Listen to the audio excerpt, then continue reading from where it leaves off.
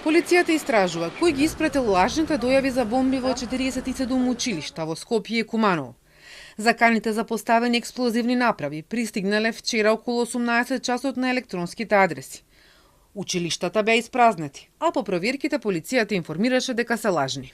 Од страна на секторот за компјутерски криминал во содејство со секторот за тероризам, а преку секторот за меѓународна полициска соработка при Министерството за внатрешни работи, се преземаат мерки, односно се врши истрага во однос на тоа кој е собственик на електронската пошта, односно од каде се испраќани лажните дојави за бомби.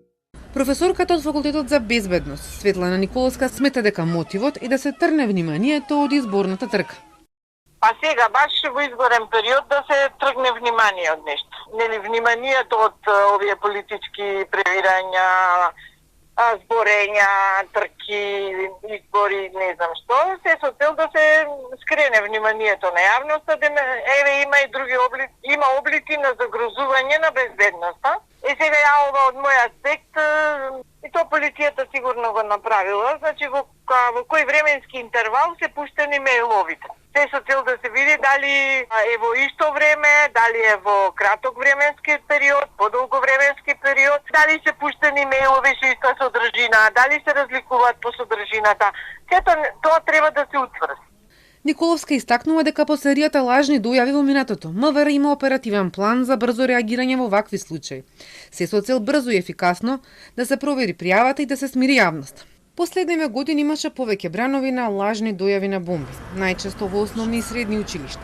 Според податоците на МВР од октомври 2022 година, кога е регистрирана првата пријава за бомба во училиште до денеска, евидентирани се вкупно 1314 лажни пријави. Најмалку имало лани 8, најмногу во 2023 597 пријави. Годинава повторно мејлови со закани за поставени бомби празнеа училишта во неколку града. Евидентирани се вкупно 329 пријави. Во февруари во само еден ден беа испратени 240 мејлови со лажни закани, а властите толкуваа дека станува збор за нов хибриден напад. Од МВР велат дека досега поднеле 6 кривични пријави против 7 лица за сторени кривични дела тероризам.